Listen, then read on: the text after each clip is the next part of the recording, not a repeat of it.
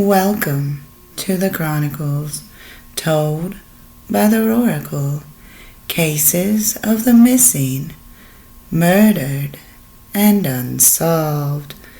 I'd like to thank everyone for joining me today, and don't forget, all source information for today's case can be found in the description box below.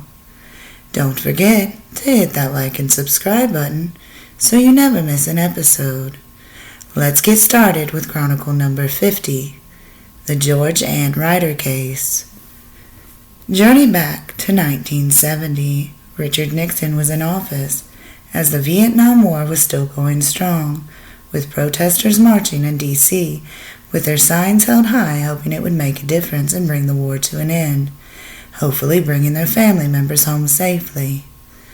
The first Boeing 747 would take off, headed from New York to London, carrying 332 passengers and 18 crew members. If that wasn't your jive, maybe heading out to the disco in your go-go boots and hot pants or bell-bottoms and dancing the night away to Staying Alive, Boogie Oogie Oogie, or Ring My Bell is. After the disco, hop in your Ford Torino and listen to some Iggy Pop, Ramones, or The Clash while heading home to enjoy some pineapple chicken or that leftover pasta primavera while catching the latest episode of Soul Train before nestling in your bed for a sweet slumber. For one young woman, she would not get these luxuries, as her life was taken on a brisk September night, changing the lives of those involved forever. Georg and Reiter was born on November 8, 1948, to parents George and Joan. Georg Ann was a twin to Geo Ann, and she had an older brother, George III. Growing up, Georg Ann was considered a tomboy. She loved to go camping and play softball. Her brother would say she was a natural musician. She could pick up any instrument and play it.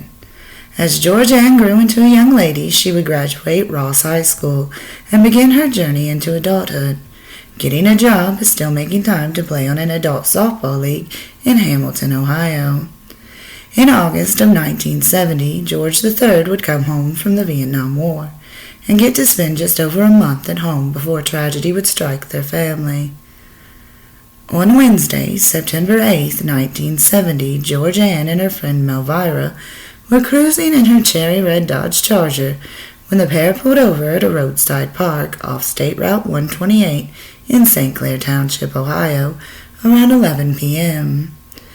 Some articles say the pair pulled over to get a drink of water. However, it is unclear what actually made them pull over or why, but this area was known as a popular hangout for young adults at the time. The roadside park is no longer there today. As the friends were sitting in the vehicle, a man approached, and according to Melvira, he knocked on the window with what appeared to be the butt of a rifle, telling the women to get out of the car because he was going to take it and needed the keys. Georg Ann and Melvira would exit the vehicle. However, in a frantic state, Melvira said she dropped her keys in the gravel. The man, which Melvira said was dressed in a button-up collared shirt with a sports jacket, which were popular at the time, told the girls to get to the back of the car. When they did, he asked Melvira for the keys. Melvira told him she had dropped them. This would upset the gunman, and according to Melvira, he ordered the two women to walk towards the back of the park area, which was much darker than where they were. According to Melvira, the gunman yelled out to someone over by a tree, telling them to get over here and help him, indicating he had an accomplice. It is unclear if Georg Ann or Melvira saw another person that night. After the gunman yelled for his accomplice, he began shooting at the women. He would hit both Georg Ann and Melvira in the back as they were walking. Melvira passed out from the gunshot wound to her back. She would come to. However, she did not know how long she had been unconscious. She began to look for Georg Ann but could not see her friend. She did hear Georg Ann moaning in agony. Melvira looked up and saw her car was still there, with the headlights on. She no longer saw the gunman, and got up and headed to her car, as she knew she needed to get help. She looked for her keys, and once she had found them, she got into her vehicle and drove out onto 128, where she saw headlights and flagged down a semi-truck. Melvira would tell the truck driver what had happened, and he would go to the roadside park, telling her to face her car with the headlights pointing in the direction of where Georgianne was heard. Once they had found her, the truck driver helped Elvira place her in the passenger side of the Dodge Charger. It is unclear why the truck driver didn't place her in his truck and take her to the hospital. But once in the car, Elvira drove to Mercy Hospital in Hamilton, with the truck driver following behind her. However, Georgianne was pronounced dead on arrival.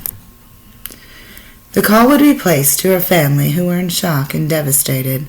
Her brother George III recalls thinking how he was in the war, being shot at daily, and had made it back home, only to have his sister taken from him by a bullet.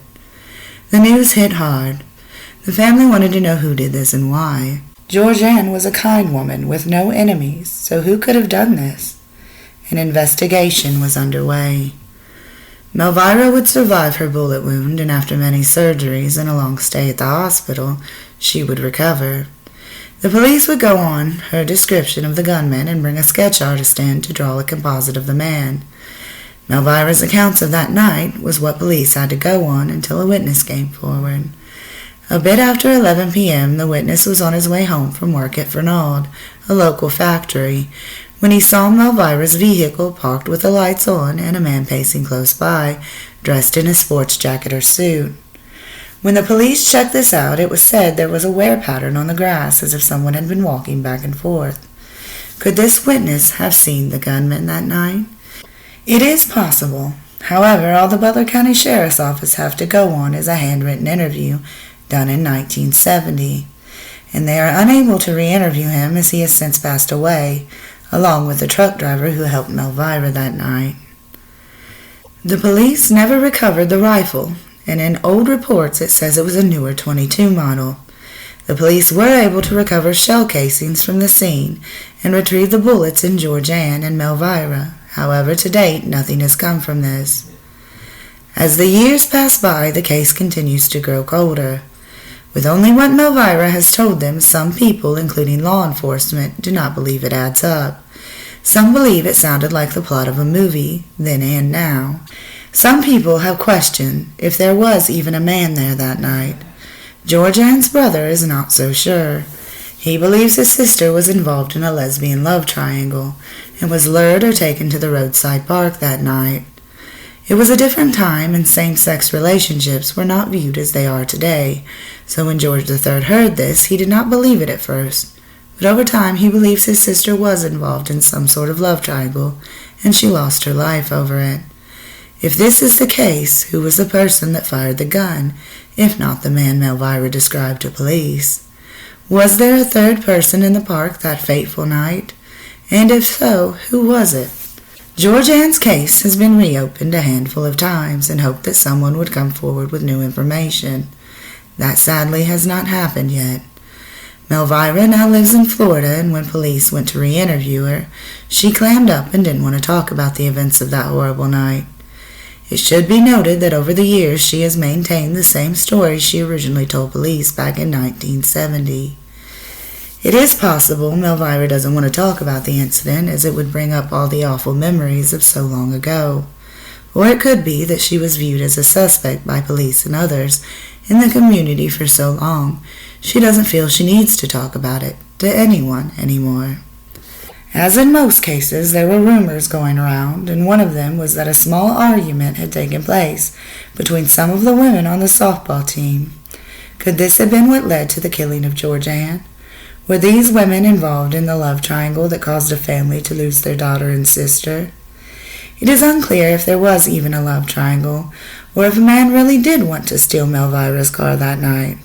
It is a bit odd that the car was left behind. Some believe it is because the gunman could not find the keys Elvira had dropped. However, when Elvira went for help, she seemed to locate the keys very easily. Is it possible she never dropped the keys and only wanted the man to think she had that night? Over the years, someone has lived with the grief of knowing what really happened that September night. As time goes on, police believe a confession is what it's going to take to solve the case. Georgianne's parents and twin had passed away, but her brother hopes to know what had happened and see his sister's case solved before he too passes away. If you have any information, no matter how small, Please help give this family closure and call Detective Dan Turner at 513-785-1238. Thank you for watching. Don't forget to hit that like button, share this video, and subscribe so I can continue helping families of the missing, murdered, and unsolved. As always, this is the Chronikle signing off.